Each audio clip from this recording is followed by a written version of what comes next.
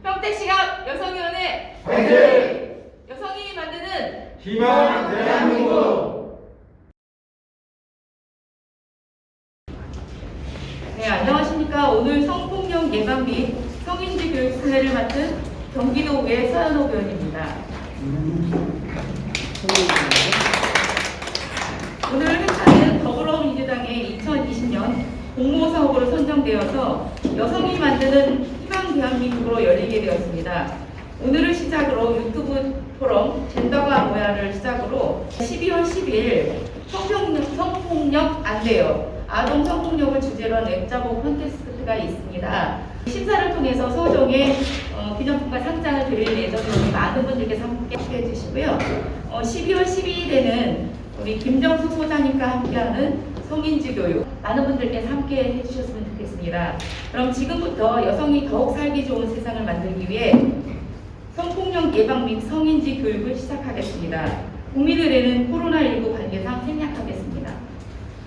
다음은 내빈 소개인데요. 먼저 바쁘신 와중에도 오늘 교육에 함께해 주신 홍기현 의원님께서 함께해 주셨습니다.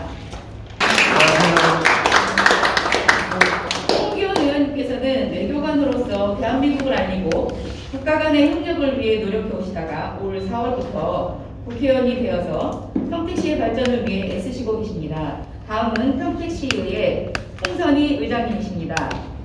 네, 안녕하세요. 홍선희 의장님께서는 농협조합장을 등을 거치며 평택시의 발전을 위해 오랜 시간 동안 노력해 오셨고 올해 7월부터 8대 후반기 평택시의회 의장을 맡고 계십니다. 그러면 내빈 소개를 마치고 축사를 듣는 시간을 가져보게 되는데요. 먼저 홍기현 국회의원님 모시겠습니다. 예, 안녕하십니까. 홍기현입니다. 먼저 더불어민주당 평택갑 여성위원회에서 여성들의 역량 강화를 위한 이런 훌륭한 사업을 진행하는 데 대해서 깊은 감사의 말씀을 드립니다. 대한민국의 절반, 세계 인구의 절반이 여성인데 정말 여성들의 사회 참여가 많이 늘어나면서 여성들의 그런 성 감수성 문제가 굉장히 중요한 화두로 대두되고 있습니다. 또한 얼마 전에는 아동 성폭력이 많이 발생해서 그 분야에 대한 경각심도 크게 늘어나고 있는데요. 우리 평택 각 지역의 여성위원회가 오늘 훌륭한 토론회를 준비했습니다. 앞으로도 여러 가지 프로그램이 준비되어 있는 것으로 알고 있는데 대한민국 여성들의 역량 강화를 위해 많은 도움이 되는 그런 활동이 되었으면 좋겠습니다. 저도 거기에 힘을 보태도록 하겠습니다. 오늘 이 자리 사회는 오늘 서현옥 의원님이 맡으시는 거죠. 그리고 김정숙 평택 성폭력 상담 소장님이 주제 발표하시는 것으로 알고 있고 또 우리 최은영 평택시 의원님 그리고 강면 의원님 또 권현미 의원님 오늘 토론자로 참여하셨고 또 이태희 여성 폴리스 전 단장님 그리고 이 문화예술 방면에서 많은 활동하시는 우리 최선자 위원장님 많은 분들 오셨습니다. 그리고 마지막으로 남자라서 제가 제일 나중에 소개드리는데 홍선희 시의회 의장님께서도 관심을 많이 가져주시기 바랍니다. 감사합니다.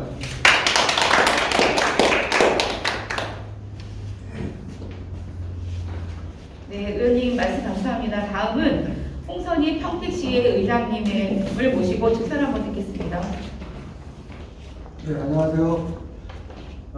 우선 이번 공모사업에 선정된 것을 진심으로 축하를 드리고요. 우리 홍기현 국회의원님께서 일일이 다 자세히 설명을 해주셨기 때문에 그냥 간단하게 인사드리겠습니다. 사실 의원님께서도 말씀하셨지만 이 성폭력에 대한 문제는 여성들의 문제만이 아니라고 생각을 합니다. 우리 전 국가의 문제고 또 사회적인 문제죠. 그래서 이 성폭력에 대한 그러한 우리 교육이나 이러한 것은 항상 일상화되어 있지요. 그래서 저희 의회에서도 이제 의원님들의 성인지 교육이라든가 이런 교육을 통해서 우리 평택시가 이 성에 대한 그러한 부분에 그 선도적으로 가기 위해서 많은 노력을 하고 있다는 말씀을 드리고요. 이것은 사실 반복이 되는 말씀입니다만 우리 사회에서는 가장 중요하고 우선돼야 될 문제이기 때문에 저희 의회 차원에서도 지속적으로 신경을 쓰겠다는 말씀을 드립니다. 다시 한번 애써주신 관계자 여러분께 그 감사의 말씀을 드립니다. 오늘 좋은 시간 가지시고 성인지에 대한 그러한 시간이 되시기를 부탁을 드립니다. 네, 고맙습니다. 홍선희 의장님 말씀 감사드립니다. 이제 발제할 시간인데요. 발제자를 모시고 본격적인 교육을 시작하겠습니다. 오늘 성폭력 예방 및 성인지 교육의 발제를 맡은 김정숙 소장님께서는 여성 아동 폭력 피해 중앙지원 단장, 한국여성인권진흥원 성폭력 방지 본부장을 거쳐서 2016년 평택 성폭력 상담소장님을 맡고 계십니다.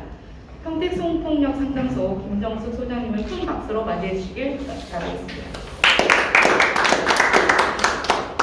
안녕하세요. 네, 저는 방금 소개받은 평택 성폭력 상담소의 김정숙 소장이라고 합니다. 이렇게 오늘 평택 민주당 지구당에서 여성위원회 측에서 젠더에 대한 이슈를 가지고 다시 이렇게 공부를 하시겠다고 해서 전 너무 감사한 말씀을 또 가지게 되었고, 그리고 또 저한테 또 이렇게 또 주제를 발표할 수 있게끔 초청을 해주셔서 사실 감사한 마음이 이루 말할 수가 없습니다. 우리 지역사회에서 젠더에 대한 이슈를 가지고 저희는 한 22년 동안 활동을 해왔는데, 이게 성폭력 상담소나 이런 여성폭력 관련된 상담소의 활동 이외에도 이렇게 두루두루 평당원들이라든지 일반 시민들이라든지 두루두루 많은 시민들이 같이 논의를 하실 수 있는 기회는 그렇게 많지는 않았습니다. 그래서 이번 기회에 여러분들하고 젠더에 대해서 한번 쪼개보기 이런 것들을 한번 해봤으면 좋겠습니다. 일단 여러분들이 젠더에 대한 이야기 또 그 단어에 대해서는 여러 차례 좀 들어보신 것 같아요. 요즘에 젠더 특보, 아니면 젠더 이슈, 또 젠더 감수성 이런 식의 이야기를 들어본 적 있으시죠? 네. 그래서 이제 오늘 젠더에 대해서 이야기를 할 건데, 여러분들 여성과 남성을 가르는 기준이 뭘까요? 네, 여성과 남성을 가르는 기준이 흔히 가난하게 엄마 뱃속에 처음 태어났을 때 우리가 아이를 강보에 싸가지고 또 아니면 신생아실에서 아이의 기저귀를 사실은 벗겨보기 전에는 이 아기가 여자인지 남자인지 구별하기가 참 어려울 거예요. 이렇게 생리적으로 또는 그야말로 자연적으로 조물주가 만들어준 여성이냐 남성이냐 이런 가르는 기준, 이거를 뭐라고 얘기하느냐면 성이라고 얘기해요. 근데 영어에서는 성이 조금씩 달라요. 그래서 젠더가 아니고 그때는 섹스라는 말을 쓰거든요. 근데 여러분이 섹스라고 그러면 제가 초등학교나 중고등학교에 가가지고 섹스라는 용어를 사용하면 아이들은 막 웃어요. 또 어른들 중에는 막 웃는 분들이 계세요. 이미 머릿속에는 섹스라고 그러면 남녀 간의 어떤 사랑의 행위 이런 것들을 이제 떠올리시는 것 같아요. 근데 사실은 그거는 굉장히 일부분에 불과한 의미이고요. 섹스라는 의미 속에는 자연적인 성, 타고난 성을 뜻하는 겁니다. 그래서 우리 사회에서 그냥 여성으로 태어났고 남성으로 태어났고, 근데 사실 한국에서는 여성으로 태어났고 또 남성으로 태어났을 때 그 여자, 남자 이렇게 이름을 붙이죠. 미국 같은 때 서양권에서는 여자애에다가 뭐라고 이름 붙일까요? 우먼 또는 걸 이렇게 붙이겠죠. 근데 이름을 어떻게 붙이느냐에 따라서 그 사회에서 명명이 조금씩 달라져요. 그러면 이 섹스라는 거는 자연적인 성이라고 얘기를 한다 그러면 사회에서 이쪽 한쪽의 성에 대해서 또 반대편에 있는 성에 대해서 역할이라든지 부여하는 기준이라든지 또는 기대하는 가치 이런 것들이 조금씩 다르거든요. 많이 다른 데도 있고. 그래서 이렇게 사회적으로 구별되는 생물학적인 성이 아닌 사회적으로 구별되고 사회적으로 의미 부여를 하는 성을 젠더라고 붙여요. 그래서 여기 보시면 성의 섹스와 젠더라는 두 가지 뜻이 있다라고 제가 설명을 붙여놨습니다. 그래서 여기 보시면 섹스는 개인의 생물학적인 여성과 남성에 대한 구분이다 이렇게 말씀을 여기다 적어놨고요. 그 다음에 젠더는 이거와는 달리 개인이 속해 있는 문화나 사회와 또 관련된 성적인 정체성을 얘기한다라고 얘기합니다. 그래서 어떤 사회에 가면 여성한테 집안에서 해야 될 일뿐만 아니라 바깥에서 해야 될 일까지도 역할 분담을 또 역할에 대한 부담을 굉장히 크게 가중시키는 그 사회도 있어요. 중국의 저 소수민족 어느 성에 가면 애기 낳기도 하고 나가서 반일도 하고 들일도 하고 여자가 다 한대요. 남자는 뭐 하냐? 안에서 그냥 애기 길러주고 안에서 그냥 마작하고 안에서 그냥 소일거리만 한대요. 그럴 때 그 사회에서는 여성들이 남성의 몫까지 우리가 알고 있는 남성의 몫까지 다 하는 거죠. 근데 이제 또 다른 어떤 사회를 가면 남성들이 바깥 일을 다 해요. 돈 벌어오는 일까지 다 하고 그러면 이제 남성의 부담감이나 책임감이 커질 수도 있겠죠. 여성은 그야말로 집안일만 아기를 낳아서 키우는 일만 또 하주예요. 그래서 이제 이렇게 그 성에 대해서 여성과 남성에 대한 사회에 따라서 부여하는 역할과 부담감이 굉장히 다른데 근데 문제는 이 젠더에 대해서 얘기를 하다 보면 이 사회적으로 관련돼 있는 게 성적인 정체성이라고 얘기하는데 이 젠더라는 말이 우리 사회에서 성이라는 용어를 통일해서 사용하게 된 계기가 있어요. 1995년도에 그 유엔에서 제4차 여성회의가 있었답니다. 북경에서 있었는데 그 유엔 회의를 북경에서 열었어요. 북경 여성대회라고 얘기를 합니다. 그래서 북경 여성대회 이전에는 성 그럼 그냥 섹스라는 용어를 많이 사용을 했어요. 그런데 이제 북경 여성대회에서 그때 이제 정부 기구 회의가 있었답니다. 전 그 유엔에 가입해 있는 나라들의 그 가입 국가들이 모두 참여한 회의에서 성이라는 용어는 젠더를 통일해서 사용하자. 그래서 이제 젠더라는 용어가 전 세계적으로 이제 통용되기 시작을 했어요. 그래서 이제 여기 보시면 이제 젠더라는 건 결국 생물학적인 성에서부터 사회적인 역할이나 성적, 정체성까지 모두 그 총칭해서 포괄적으로 사용하고 있다라는 걸 좀 이해를 하시면 되겠고요. 그 다음에 이제 우리가 그 중에서 이제 좀 짚고 넘어가야 될 부분이 있습니다.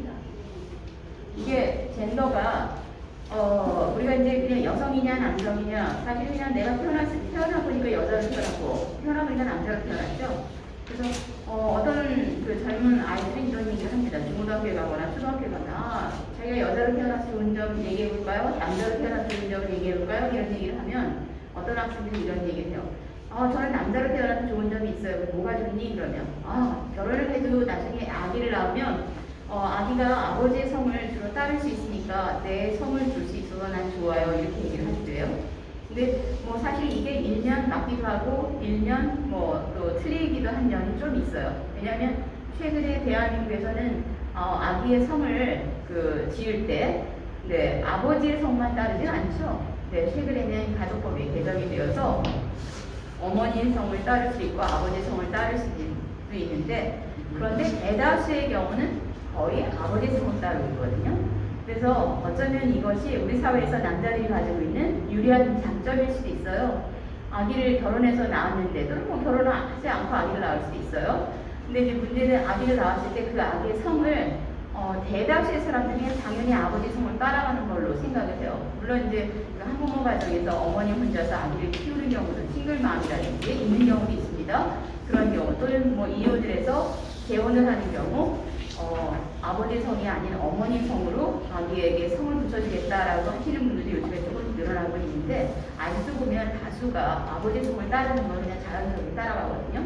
그런 면에서 보면 남자들의 입장에서는 굉장히 내 후세를 또 내가 낳은 자식의 성을 나의 성을 따라가게 한다라는 면에서 보면 굉장히 뿌듯해할 수 있거든요. 이게 젠더적 특성이라고 볼 수 있어요. 그러면 여성 입장에서 보면 내가 낳은 아기의 성을 왜 내 성을 따르지 않고 굳이 내 남편의 성 또는 그 아이의 아버지의 성을 주어야 되나? 이런 또 문제제기를 할 수도 있거든요. 문제제기를 이때까지 안 하고 살았다는 거는 그게 너무 당연시 되어 왔기 때문에 안 한 걸 수도 있고요. 그래서 이제 이런 문제제기가 젠더의 문제, 사회 문화적인 문제로 들어왔을 때 이제 어떤 머릿속에 우리가 문제제기를 할 수가 있는 부분이고요. 남자애 중엔 이런 얘기도 해요. 남자를 태어나서 좋지 않은 점을 얘기해볼 수 있는 사람 그러면 또 그런 얘기를 해요. 저는 군대 가기가 싫은데 남자로 태어나서 군대에 가야 되는 게 너무 힘들어요. 싫어요. 이런 얘기를 하기도 해요. 지금 한국 사회에서는 사실 남자는 군대를 가야 되는 상황이거든요. 그러면 이 사회에서 남자는 군대에 가야 된다라는 부담감이 남자들 모두에게는 여전히 어린 남자들 또는 청소년기의 남성들에게는 이게 남아있는 모양이에요. 그걸 우리가 부정할 수가 없겠죠. 이게 바로 젠더의 문제인 거예요. 그래서 사회에서 남자이기 때문에 가지는 여러 가지 불안감정 또는 부담감, 책임감, 또 여자이기 때문에 느끼는 부담감이나 책임감이 있어요. 또 여자이기 때문에 늘 뭐 느껴왔던 불리한 그런 불이익들 이런 게 있거든요. 예를 들면 가족 내에서도 아들과 딸을 키우는 어머니와 아버지가 제가 이제 상담을 하다 보면 그런 얘기를 합니다. 요즘에는 아이들이 많이 안 낳죠. 하나나 많이 낳아야 둘 정도 낳거든요. 그러면 남매를 키우는 어머니나 아버지한테 제가 물어봐요. 그 부모 교육을 할 기회가 있어서 그런 질문을 하면 그런 얘기를 하십니다. 아드님과 따님을 둘 남매를 키우는데 아이들에게 똑같이 대우를 하느냐라고 물어보면 거의 대답을 하십니다. 뭐라고 했냐면 거의 요즘에 애들 차별 없이 키워요 라고 얘기를 하세요. 그러면 내용을 들어가 본다라고 얘기를 합니다. 그 내용을 들어가 보면 사실 정말 100% 똑같이 애들에게 아들인 남자아이와 딸인 여자아이에게 똑같이 차별을 하지 않느냐라고 더 이제 질문을 하고 들어가면 한참 골똘히 생각을 하세요. 좀 그건 아닌데 라는 얘기를 하세요. 어떤 면에서 좀 다르냐라고 말씀을 드려보면 아무래도 딸아이를 키우시는 입장에서는 그 아이가 일찍 들어와야지 좀이라도 늦게 들어오면 불안해지신다고 그래요. 왜 그러실까요? 네, 성폭력 문제 세상에 하도 험악하니까 딸아이가 늦게 들어오면 조금이라도 늦어지면 너무 불안해지신다고 얘기해요. 그럼 사실 우리가 늦게 들어오든 일찍 들어오든 우리가 사는 사회가 안전하다면 그게 아들이 됐든 딸이 됐든 사실 불안하면 안 되거든요. 그런데도 여전히 딸들, 특히 여성들에게 가해지는 성폭력의 문제는 여전히 발생해요. 그러니까 딸을 가지고 있는 엄마나 아빠 입장에서 봤을 때는 늘 불안감을 지울 수가 없어요. 그러다 보니까 딸한테 어떻게 얘기를 하실까요? 일찍 들어와. 8시간까지 들어와야 돼. 9시까지 들어와야 돼. 왜 안 들어오니? 전화해라. 이런 걸 다그치신 거예요. 근데 아들 부모님한테는 또 여쭤보죠. 아들들한테는 제가 물어봅니다. 그러면 아들들은 이렇게 대답을 해요. 누나나 여동생한테 몇 시까지 들어와야 된다. 왜 집에 들어오기 전에 미리 전화를 해라. 이렇게 부모님이 제 쪽으로 하시는데 아들인 자기한테는 본인한테 그런 얘기를 안 하신대요. 본인이 11시에 들어오든 12시에 들어오든 늦게 들어오는 걸 걱정 안 하시는 분은 없겠죠. 하지만 그렇게까지 여동생이나 누나한테 걱정하는 만큼 하시진 않는다고 얘기를 해요. 그래서 이게 우리 사회가 가지고 있는 여성에 대해서 남성에 대해서 벌어지고 있는 사건의 사안들이 굉장히 달라요. 또 한 가지는 이제 이런 말씀을 드려봐요. 그럼 아드님과 따님에게 집에서 대우를 똑같이 하신다고 했는데 애들을 키우면서 정말 평등하게 대우하시느냐라고 말씀을 드려봐요. 그러면 곰곰이 생각해 보시다 그런 얘기도 하시죠. 저 사실 딸이 동생이고 아들이 오빠예요. 아들이 장남이고 밑에 딸을 뒀는데 두 아이들이 연년생이라서 1살 차이예요. 그런데 엄마 입장에서 엄마가 이제 좀 늦으시거나 알바를 하시는 경우가 있답니다. 그러면 아들에게 뭐라고 주의를 주느냐면 너 이따가 학원 갔다가 올 때 여동생 챙겨줘 이런 얘기는 절대로 안 하십니다. 근데 여동생이 딸한테는 이런 얘기를 한대요. 너 이따가 학원 갔다 오면 오빠 배고프니까 꼭 이따가 오빠 먹을 거 좀 챙겨줘라 이렇게 얘기를 하신대요. 네, 대다수가 그런데요. 그럼 사실 1살 차이가 됐든 2살 차이가 됐든 동생이 오빠를 챙겨주는 것보다는 동생이 언니나 오빠를 챙겨주는 것보다는 언니나 오빠가 위에 아이가 작은 아이를 챙겨줘야 마땅하죠. 상식적으로. 그런데 늘 여자아이한테 남자아이를 챙겨주라고 얘기를 하신대요. 자, 그러다 보니까 이미 사회에서는 여자에게 여자이름으로 태어났을 때 보살피고 누군가를 케어하는 역할들이 이미 입력이 되어 있어요. 이게 우리 사회의 하나의 특성으로 자리매김이 돼요. 또 하나 여성이기 때문에 사회에서 받는 여러 가지 폭력적인 상황에 노출이 되어 있을 수가 있어요. 이걸 바로 젠더라고 얘기합니다. 젠더적 특성에서 나타나는 우리 흔히 나타나는 공통점이라고 얘기합니다. 그래서 대표적으로 제가 또 하나 말씀드릴게. 여기 보시면 이제 장남이 이제 가장의 지위와 재산 계승을 하고 또 가족을 통솔하고 예전 세계에서는 이제 이런 일이 많았죠. 이게 대표적으로 남성 중심으로 특히 장남 중심으로 이어져 왔던 이 사회 제도가 결국 가부장 제도라고 얘기를 할 수가 있죠. 이 가부장 제도가 결국 이제 남성 중심의 사회에서 쭉 운영되어 왔던 건데 이게 이제 봉건 사회. 우리는 지금 현재 봉건 사회를 탈피해서 여하를 이제 시민 중심의 민주 사회에 살고 있지만 예전의 봉건 사회에 여전히 뭐랄까 가부장적인 제도의 흔적들이 여전히 지금도 남아있어요. 그게 결국 이제 집안으로 들어가면 여동생한테 오빠를 챙겨줘라라는 이야기도 그 하나의 뭐랄까 아주 단편적인 일면이라고 볼 수 있어요. 그 영향이 다 남아있는 거죠. 어떻게든지 뭐 집안에서 오빠는 좀 챙겨주고, 장남이니까, 그리고 우리 집안의 기둥이니까 잘 이렇게 받들어줘야지, 이런 얘기를 하십니다. 그래서 이제 가장의 권위라든지, 이제 개인이 아닌 집안 능력으로 돌아간다든지, 또 뭐 예전 같았으면 후계자가 없으면, 특히 집안의 장손이 만약에 남자가 없으면 어떻게 해요?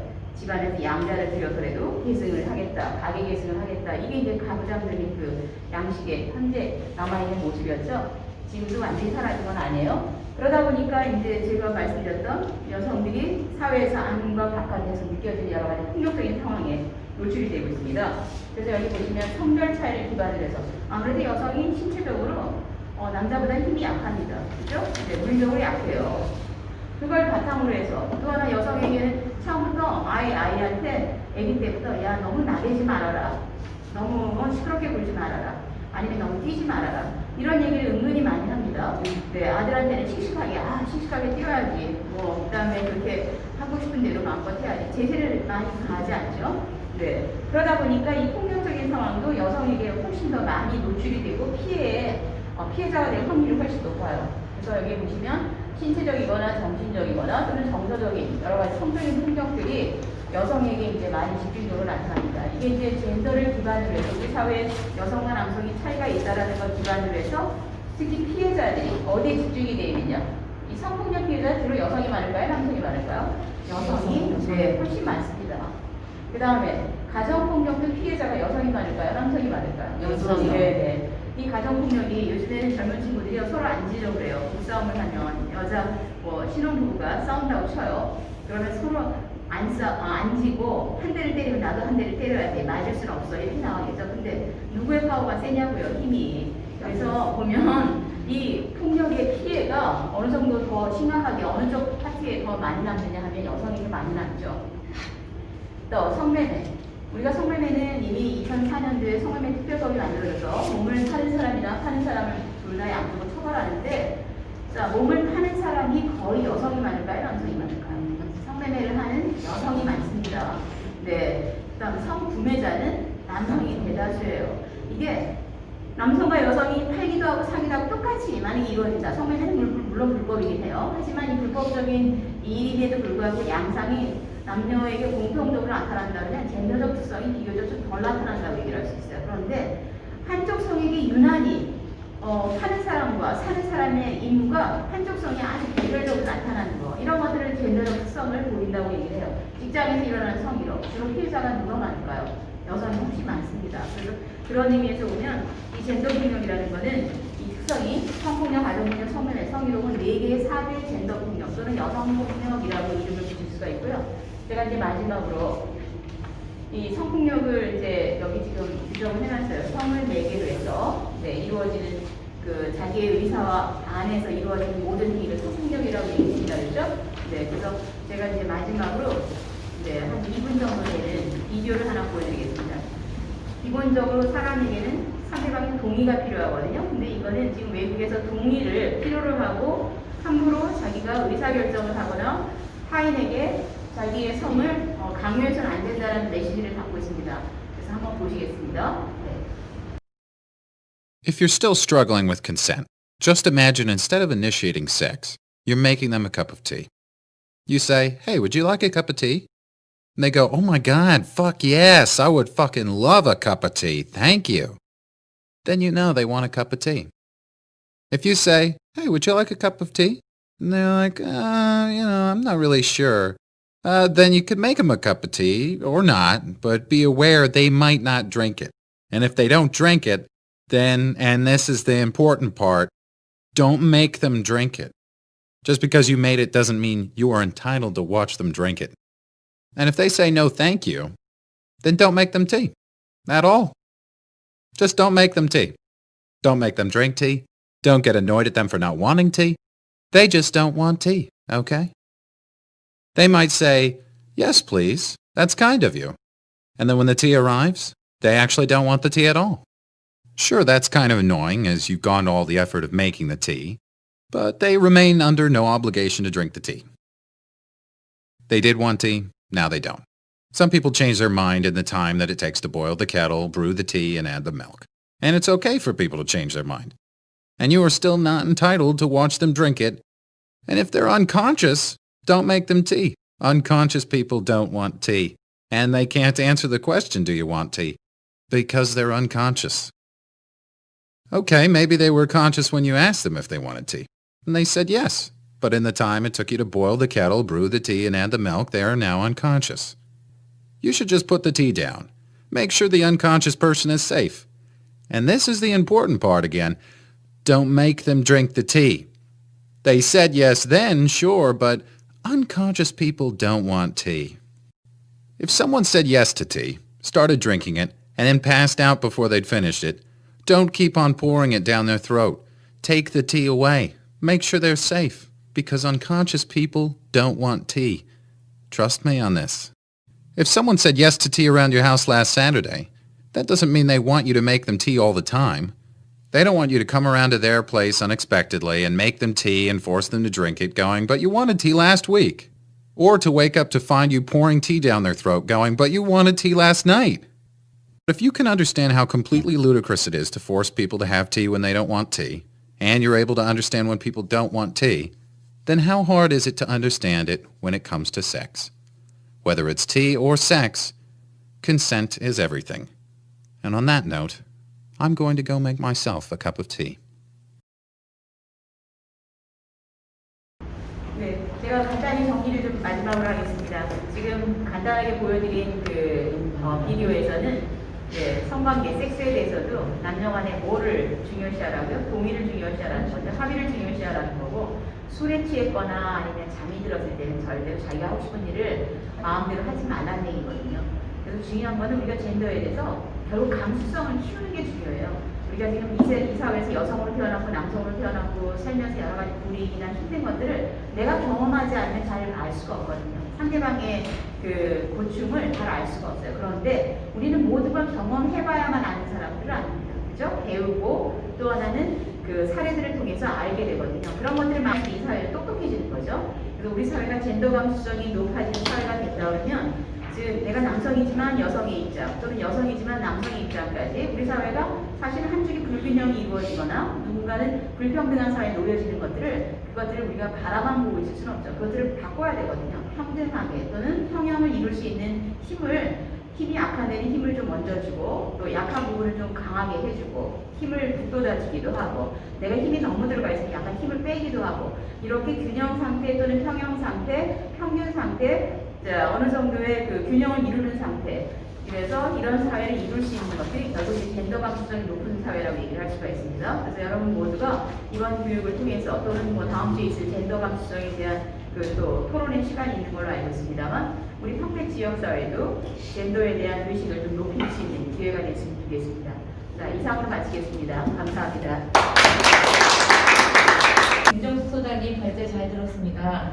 우리 사회적 즉 젠더의 관점으로 바라본 성폭력, 젠더 폭력은 생물학적 성폭력과 달리 경찰 등 정부뿐만 아니라 사회의 관심과 도움이 반드시 선행되어야 한다는 것은 물론이고 성에 대한 혐오와 폭력의 심각성의 사회적인 문제를 인식하는 것이 필요할 것 같습니다.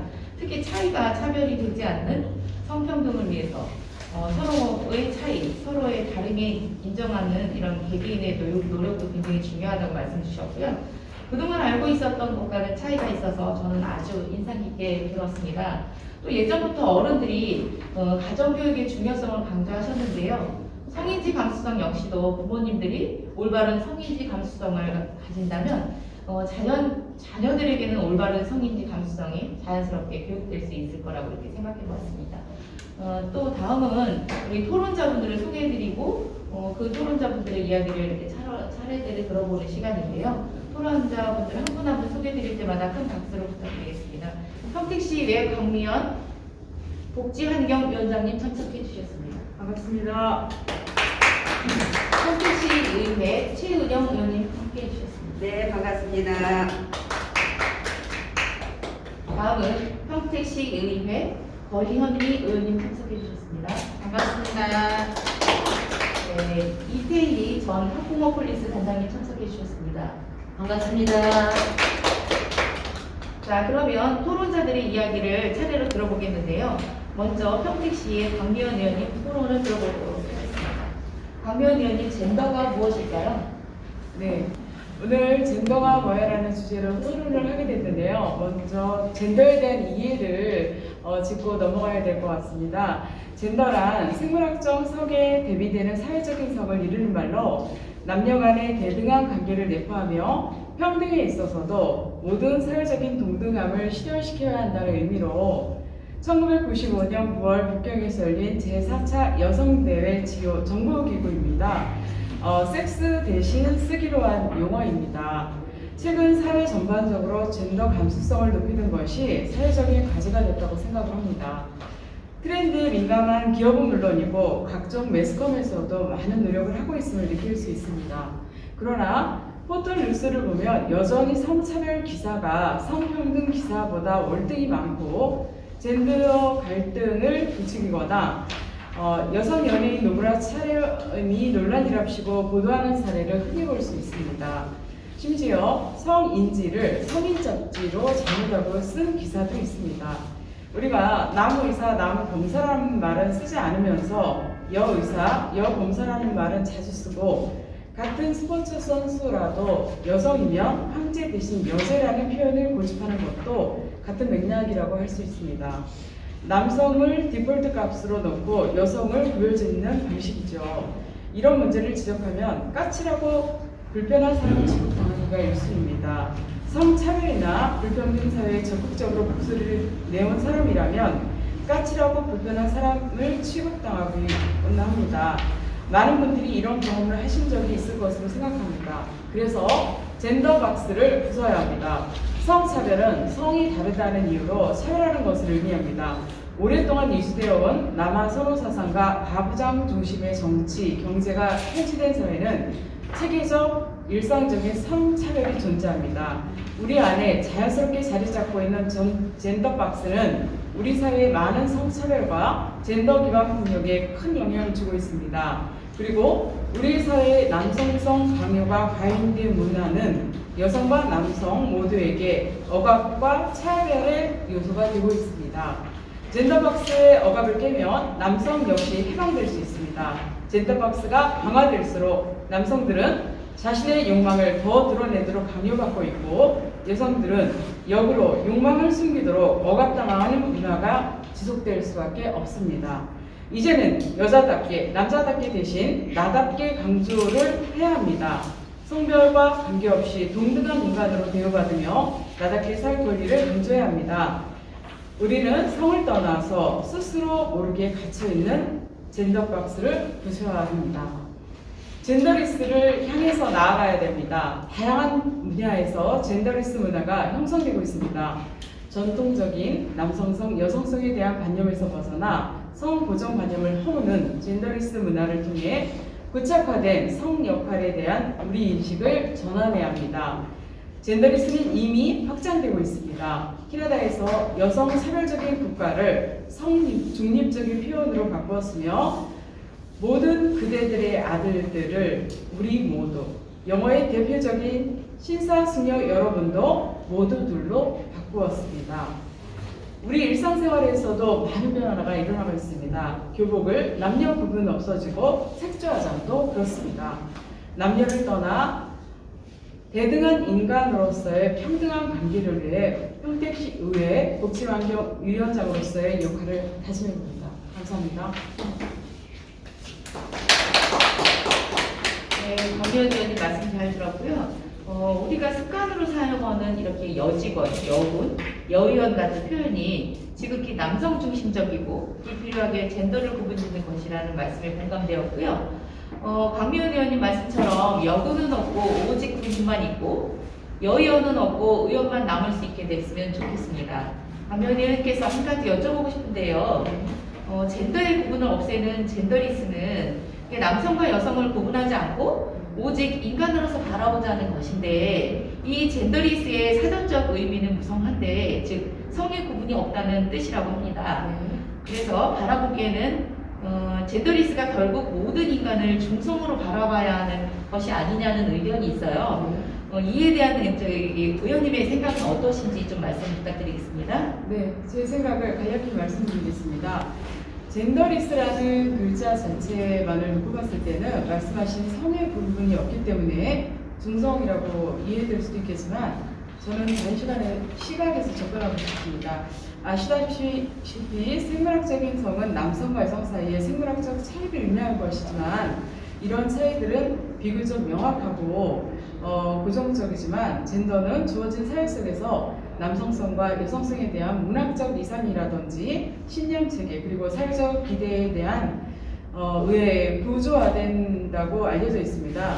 즉 생물학적 성은 남성과 여성으로만 구분 지을 수도 있지만 젠더는 사회적 환경을 배경 삼아 남성성과 여성성이라는 좀 더 다양하고 포괄적인 개념에서 성을 바라본다는 것입니다. 젠더로서의 성의 개념을 예를 들어 보자면요. 태어났을 때 성을 스스로 인식하는 성이 있는 사람은 우리가 흔히 말하는 생물학적 성에 부여받고 남자로 태어났지만 스스로 여자로 인식하는 사람들도 있을 수 있고 반대로 여자로 태어났지만 스스로 남자로 인식하는 사람들도 있어요. 다시 말해서 생물학적으로 여성이지만 젠더로서는 남성성을 인식하는 사람도 있고 반대의 경우도 있을 수 있습니다.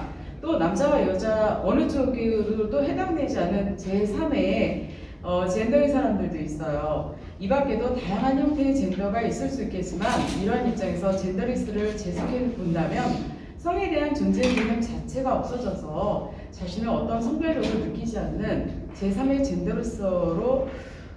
젠더로 이해할 수 있을 것 같습니다.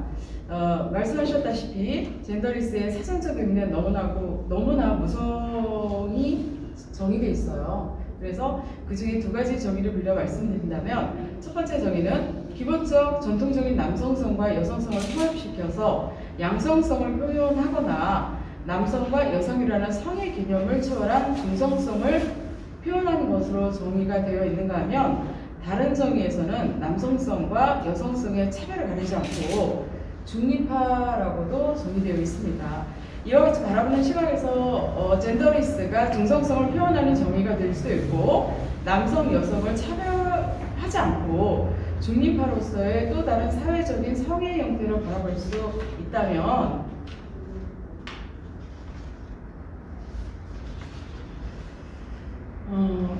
그런 사례가 많이 있을 것 같습니다. 그러나 젠더리스가 주요한 의미는 중성도 아니고 중립도 아닌 모든 사회적인 전통적인 성의 고정관념을 벗어나서 모두가 평등한 관계에서 삶을 영위하고 그래서 우리의 삶이 더 새롭고 풍요롭게 만들어갈 수 있다는 문화의 코드로 자리 잡혔으면 하는 것을 제 생각이라고 보시면 됩니다. 권명희 의원님 말씀 감사합니다. 다음 평택시의회 권영미 의원님의 토론을 들어보겠습니다. 권영미 의원님, 코로나19가 젠더에 영향을 줄까요?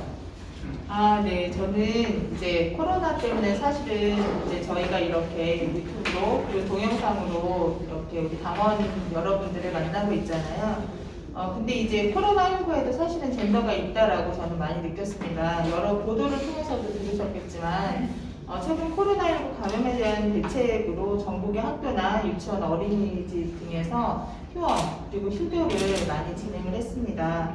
근데 그것 때문에 이제 모든 활동들이 멈춘 것처럼 보여졌는데 어떤 이제 경제학자들이 말을 하기로는 여성들의 노동을 계산하지 않았기 때문에 그렇게 경제활동이 그러니까 즉 경제활동이 없는 것이 아니라 여성들의 노동이 계산되지 않았다라고 표현을 하는 것을 잘 들었거든요.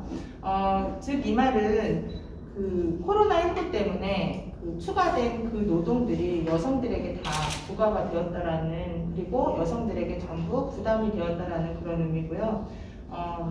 양육자들은 어린이들이 감염되는 것을 두려워했기 때문에 휴원이나 휴고들을 이해를 했고 그것이 정책적으로 진행이 되어져야 된다라고 말을 했지만 사실은 이게 현실적으로는 굉장히 어려운 형태로 드러났습니다.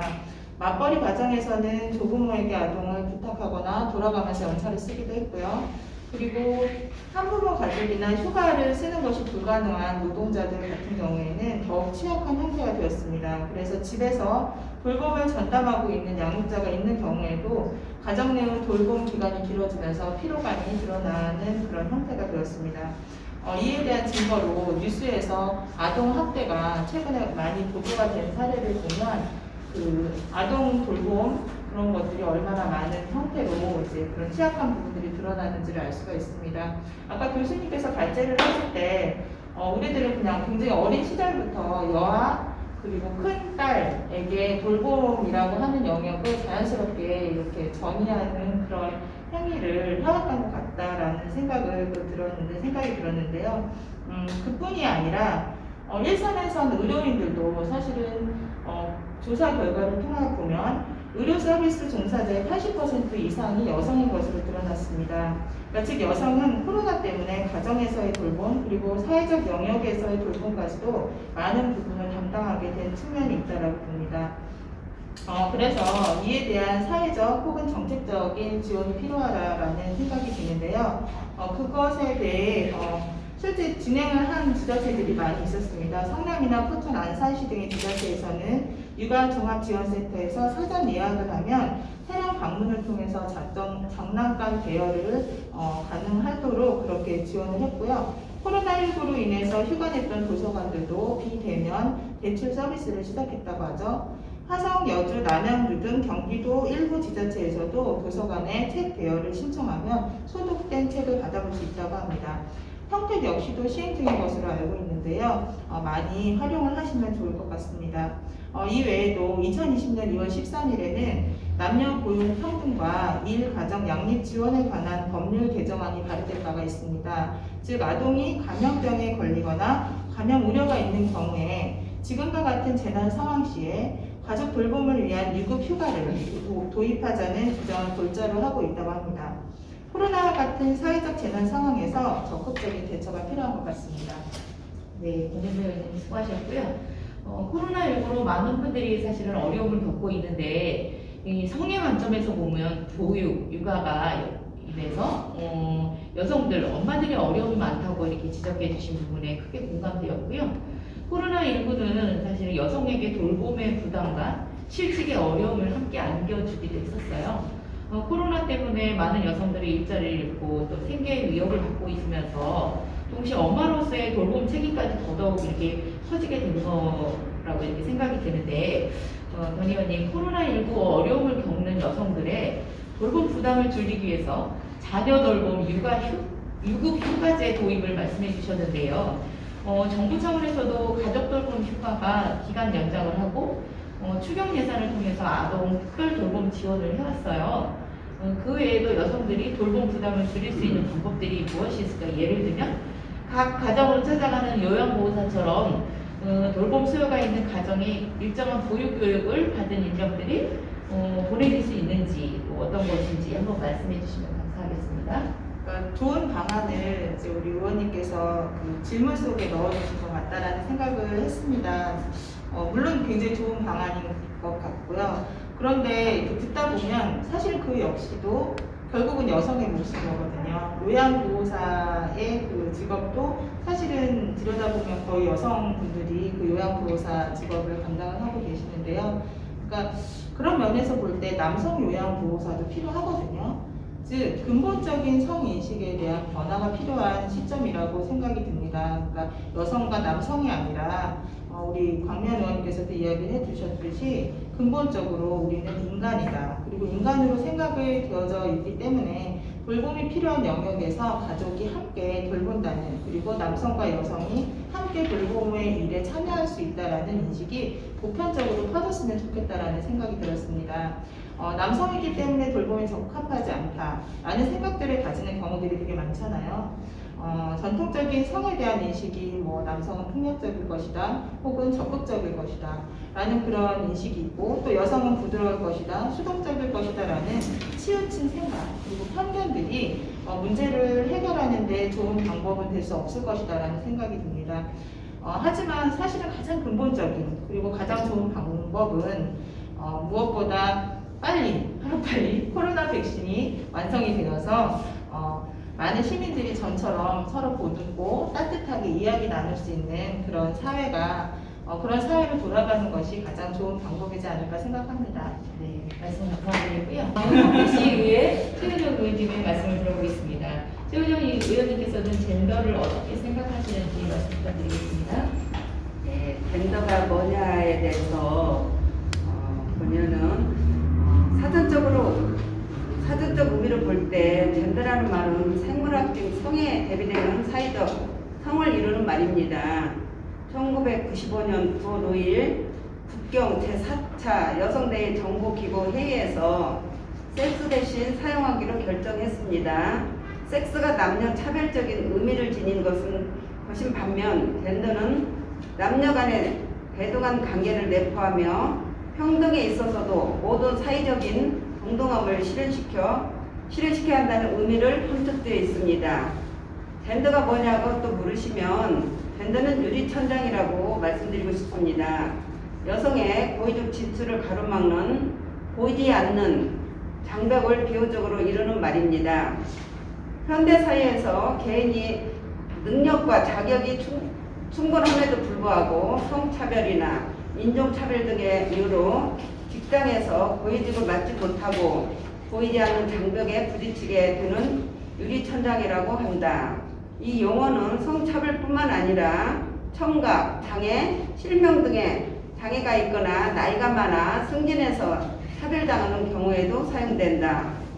유리천장이라는 용어는 1970년대에 미국의 한 경제 일간지에서 미국 여성이 직장에서 승진하는데 보이지 않는 차별을 당한다는 점을 강조하기 위해 처음으로 사용됐다. 유리처럼 눈에 보이지 않는 장애물인 천장이 존재하여 여성의 사회적 성공을 막는 현실을 비유적으로 표현한 것이다. 우리 사회에서 여성의 사회 진출을 막는 불평등 요인을 제거하기 위한 법률이나 제도가 도입되는 등 유리천장을 없애려는 노력이 있지만 여전히 우리 유리천장은 존재한다. 국내 기업체 임원 중 여성의 비율은 1.9%, 선진국에 비해 유리천장의 정도가 매우 심한 편이다. 여성은 남성을 기르는 기준은 일반적인 생김새나 골반의 크기, 힘의 세기가 아니라 성기의 다름에 있다. 물론 생물학적인 여성과 남성의 기준에 염색체나 호르몬의 다름 또한 복구할 수 없는 지표지만 본지 생김새의 극명한 기준은 성기 이상 없다. 하지만 성기가 남성의 것이라고 하여 감수성에 그것도 여성과 남성으로 구분되어지는 것은 아닌 것 같다. 특히나 모름지기 여성이라면 남성답게 같은 성의 폐일적 생태를 말하는 전통 가치관은 다분히 태생적 확실함에서 비롯한 운명으로 받아들여져야 했으나 현대 사회에서 여성과 남성의 구분은 더 이상 성기의 다름이 전부가 아니다. 생김새의 다름으로 차별됐던 사회적 구조는 여성성과 남성성이라는 후천성, 감수성에 주목해야 한다. 성기의 구별로 결정적 역할을 하는 평등의 과정이나 페미니즘의 입장도 재정이 되어야 하겠지만 보다 중요한 것은 남성다움이라는 전통의 수정이다. 남성이 가진 여성성에 대한 부정과 여성이 가진 남성성에 대한 부정은 오직 성기에 대한 오리엔티드 되어져 온 무엇 다음의 구속이다. 사실 전통적인 성의 감수성이라는 수련과 사냥을 목적으로 한 밖으로 남성에게 요구되는 힘의 상장이 호전과 폭력의 잠재력, 능력으로 그 남성다움이 목적 달성을 하고 내조와 살림살이는 안으로 여성에게 요구되는 복종의 상정이 겸손과 침묵의 잠재력 능력으로 여성의 여성성을 대변하게 되었다. 따라서 은연중에 덜 폭력적이면 남성성, 부족하고 덜 복종하면 여성성, 부족한 가치관이 존재하게 되기 마련이다. 소수자적인 트렌드, 젠더의 경우는 더욱 심각하다. 성기를 바꾸는 경우를 비롯하여 두 남성이 한쪽의 감수성이 남성성이거나 여성성일 경우 형성할 수 있는 가정의 테두리가 성기가 다른 성별로만 이루어져야 한다. 고정적 가정관에 저촉된다고 말세를 논의할 때 과연 가치관에 의지하면 오늘날 우리 사회에서 일어나는 가치가지지만 단면들이 성기의 다름이라 전통적 여성과 남성으로만 해결할 수 있겠는가?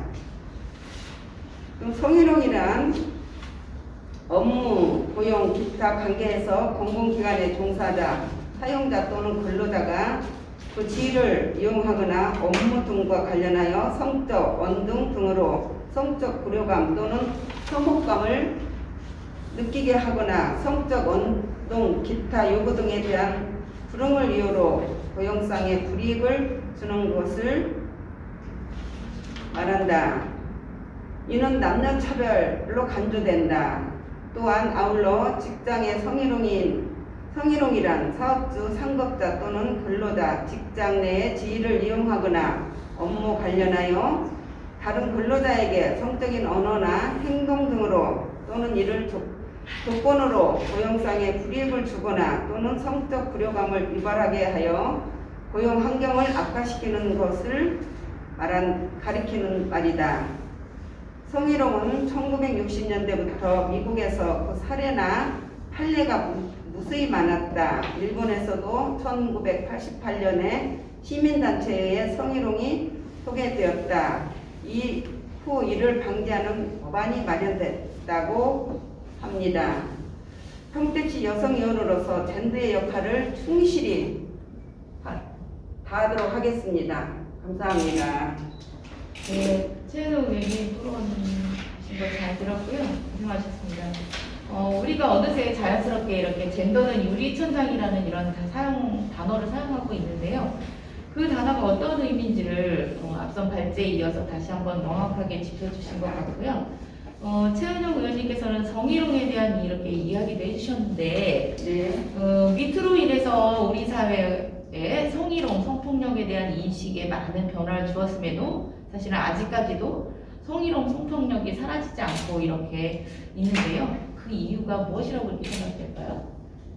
성희롱이라는 단어는요, 50년대, 60년대 저희 부모님 세대에서는 남자는 밖에 나가서 돈을 벌고 일을 해야 된다. 여자는 무조건 집안에서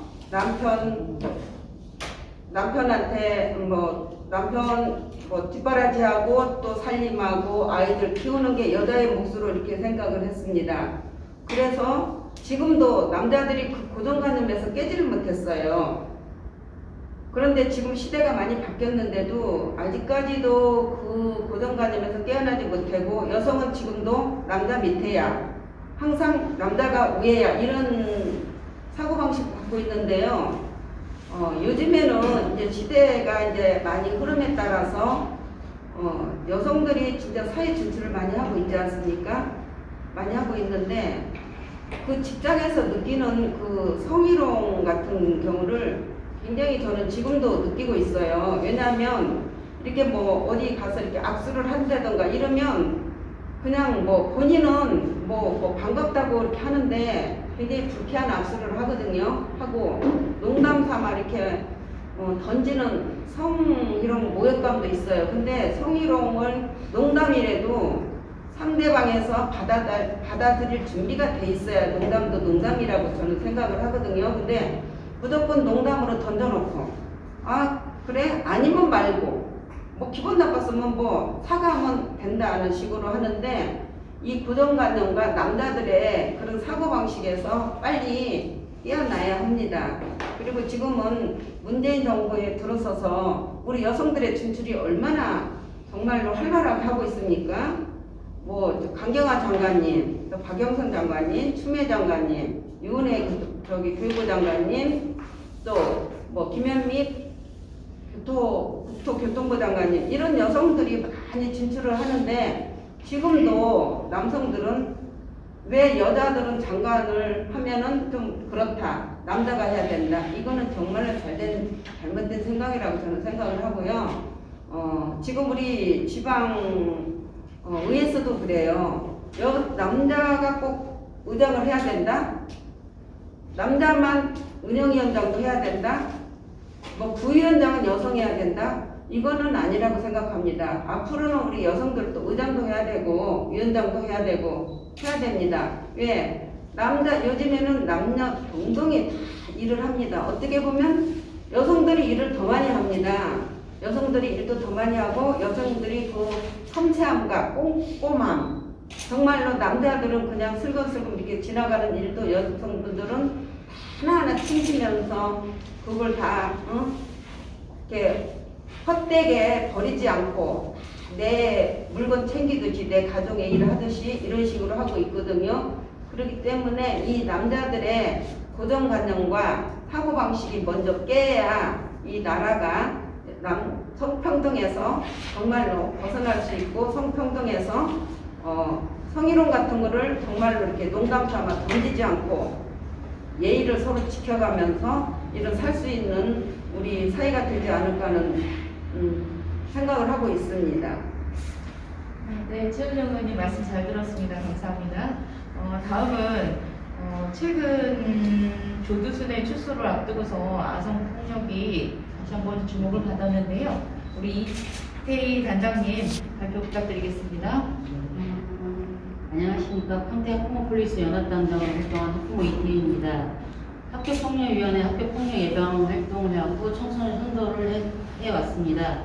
제가 간접적으로 듣고 경험한 사례 발표를 이야기해 드리겠습니다. 사례 1번으로는 초등학생 3학년 여자아이가 방과 후 운동장에서 놀고 있었습니다.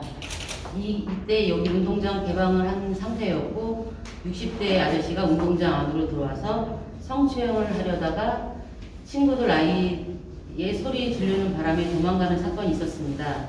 다행히도 CCTV가 있는 학교여서 범인은 잡혔지만 학교는 6시 이후로 개방이 되어야만 했던 것이었지만 그 주민들의 항의로 학교가 문득 시간 관계 없이 개방되어서 어른들이 그냥 수시로 들어와서 안전을 책임지지도 못하고 그런 사건이 이제 그러니까 한마디로 시민 인식이 부족한 사건이었고요. 그 다음에 두 번째 사례는 또한 또 초등학교 2학년짜리 아이가 학교 안에서 놀고 있었는데 4학년짜리 남자아이가 빈 교실을 틈타서 중요 부위에 손을 넣고 성추행을 한 사건이었고, 네, 또한 이 아이는 그거를 나중에 또 학원에서도 이루어졌는데 한 초등학교 2학년짜리 아이를 옥상으로 데리고 와서 순간 삽입 시도를 하다가 실패를 하였습니다. 그래서 이 여자아이가 부모님한테 얘기를 하고 그 다음에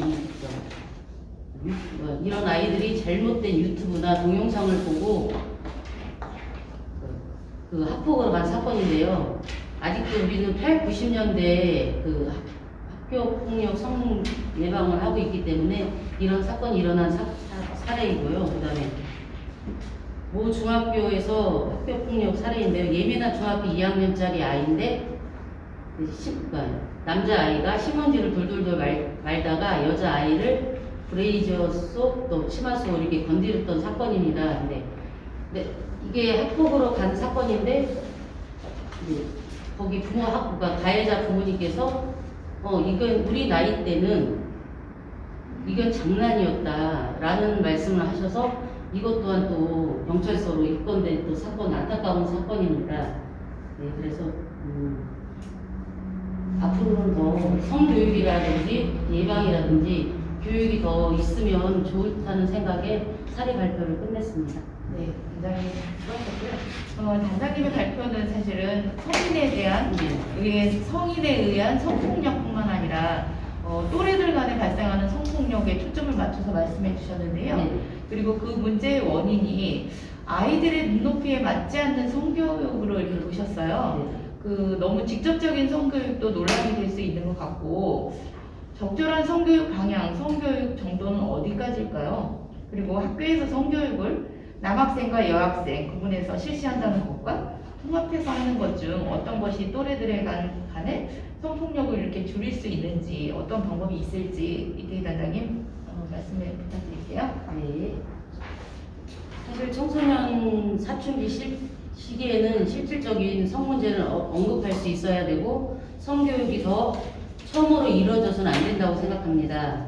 성교육 시기는 이보다 더 빨라야 하고 저희가 한 36개월 시기에 자아가 형성되는 시기에 난자와 정자가 결합하는 그런 것도 또한 아기가 태어난다는 그런 과정을 또 알려줘야 되는 시기고 초등학교 때는 적나라한 성교육을 해야 되고 생식기, 명칭, 기능, 체위하는 방법까지도 그리고 정확한 피임 방법 또한 콘돔의 사용 방법을 알려줘야 합니다. 야동, 잘못된 유튜브를 방송을 실제로는 정말 막을 수는 없습니다.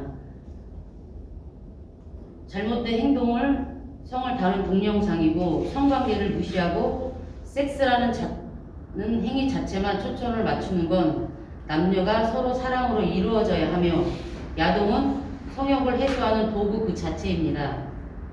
그런 성관계를 우리 아이들한테 인식하게 만들어주는 게 그 교육의 목적이라고 생각하고 그다음에 아이들에게 무조건 성관계는 안 된다고 하는 것보다 왜 청소년 시기에는 하지 않는 것이 좋은지 설명해주고 여학생인 경우 때는 아직 몸이 완성되지 않는 단계이고 생리 주기도 불규칙하고 원치 않은 임신이 될 수 있는 시기입니다.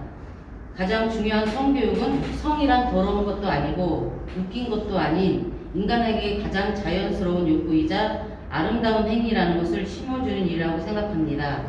우리 아이들이 음지에서 음란물을 통해 성교육을 받지 않아도 될 정도로 체계적으로 성교육을 받는 문화가 자리 잡기를 희망해 보고요. 학교에서 성교육을 구분해서 실시하는 것에도 장점이 있겠지만 함께 통합해서 실시하는 것도 괜찮다고 생각합니다. 그릇된 성인식, 상대의 성을 이해하지 못하는 데서 기인하는 것일 수도 있거든요. 함께 상대의 성에 대한 이야기를 듣고 함께 공유된 경험을 나누는 과정에서 더 이해의 폭을 넓힐 수 있지 않을까 생각합니다. 네, 이태희 단장님 말씀 감사합니다. 수고하셨습니다. 이렇게 네 분 토론자들의 이렇게 이야기를 다 들어봤는데요. 우리 소장님, 토론자분들의 말씀을 다 들으셨잖아요. 거기에 이어서 소장님 한 말씀 부탁드리겠습니다. 네, 지금 토론하신 네 분의 지금 시의원님들과 또 학교폴리스 단장님까지 말씀을 쭉 들어봤는데 지금 말씀하신 내용들 중에서 보면 우리 사회에 있는 성차별적인 요소들이 아직도 많이 존재하고 있고 또 사실 차이가 있어요. 다르고 남녀 간에도. 근데 이것이 차별로 적용되거나 이것이 차별로 통용이 되면 안 된다라는 공통된 의견을 보여주셨거든요. 그리고 또 하나는 우리 사회가 상당히 스마트해지고 대한민국 사회가 굉장히 위상이 올라갔어요.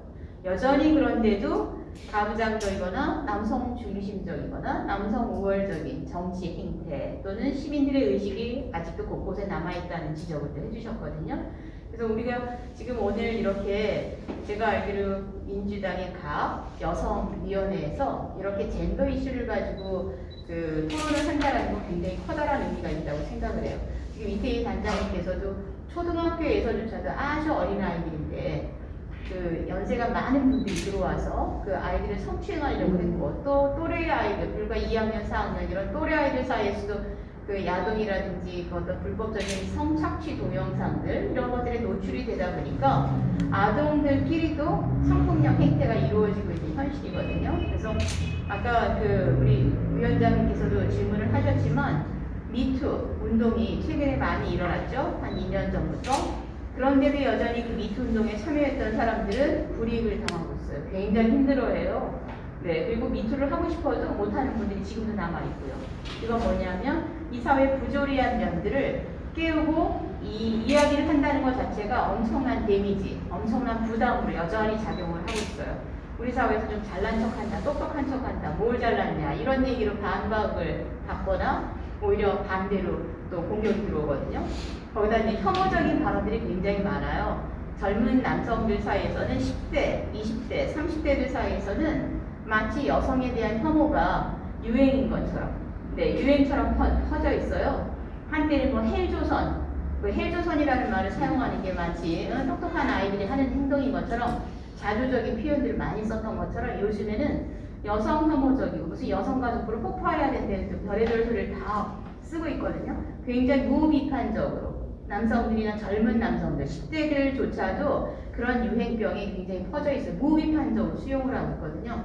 근데 사실은 어머니나 자기 가정 내에서 누나나 또는 자기 동급생들 사이에서도 보면 함께 살아가는 사회에서 다른 성이나 아니면 자기의 그 사회 구성원, 다른 파트에 대해서 그렇게 혐오를 하고 그렇게 편파적으로 대응하는 게 얼마나 뭘 지각하고 뭘 이성적인가 하는 것들을 깨닫는다고 그러면 우리 사회에서 젠더뿐만 아니라 인권의 문제도 함께 동등한 그 가치를 가지고 그 다시 생각을 해볼 수 있는 기회가 되어야 되거든요. 그래서 그런 의미에서 보면 젠더라는 이슈는 유난히 여자만 잘났다, 여성이 뭐 어떻게 하겠다라는 의미라기보다는 우리 사회에서 이제까지 불평등하게 지금까지 관행적으로 이루어졌던 것들을 한번 다시 재조정을 하고 재정립을 하고 또 내가 아닌 다른 쪽 파트에서 얼마나 불편하게 살아왔을까에 대해서 다시 가치를 기울어진 운동장을 한마디로 다시 바로잡는 역할들을 하는 거거든요. 그래서 우리 사회가 좀 더 이성적이고 좀 더 합리적으로 나아가기 위해서 이 문제를, 이 이슈를 다룬다라고 생각을 한다고 그러면 여성이든 남성이든 남녀노소를 불문하고 정치인이든 일반 시민이든 이 문제에 대해서는 좀 더 열린 마음으로 이 문제를 바라볼 수 있을 것 같습니다. 그래서 토론자들께 굉장히 그 중요한 지적들을 해주신 거에 대해서 지금 굉장히 감사하게 생각을 합니다. 네, 대단히 감사합니다. 사실 여성을 대상으로 한 우리 성폭력은 어느 사회, 어느 국가에서나 사실 심각한 문제예요. 우리나라에도 성폭력을 근절하기 위해서 다양한 노력을 하고 있으며 또 특히 미투 사건들이 연달아 일어나고 있는데 분명히 이전과는 성폭력에 대한 인식이 조금 달라졌다고 이렇게 생각을 합니다. 그런데 아쉽게도 여전히 많은 여성들이 성폭력에 노출되어 있고 그래서 성폭력 등 성범죄 등 반드시 그에 상응하는 대가를 반드시 치러야 한다는 인식이 우리 사회에 확산되어야 되고 지역사회가 성별, 젠더의 구별 없이 행복한 공동체를 만들 수 있을 거라고 확신합니다. 오늘이 그 시작점이 되길 바라고요. 우리가 함께 노력한다면 반드시 성폭력 없는 여성이 안심할 수 있는 평택시, 여성이 행복한 대한민국을 만들 것이라고 생각이 들고요. 이 자리에 계시는 여러분들이 꾸준한 관심과 노력을 당부드리면서 오늘 교육 마무리를 하려고 합니다. 함께 해주신 모든 분들께 감사드리고요. 아까도 말씀드렸듯이 12월 10일까지 성폭력 안 돼요. 아동 성폭력을 주제로 한 웹작업 콘테스트가 있습니다. 또 심사를 통해서 소정의 기념품과 상장을 드리려고 하고 있고요. 12월 12일 토요일에는 김정숙 소장님과 함께하는 성인지 교육, 장소는 고정면에 있는 계기팜에서 이루어질 예정이니까 많은 분들의 관심 부탁드리겠습니다. 감사합니다. 평택시각 여성위원회 화이팅! 여성이 만드는 희망 대한민국!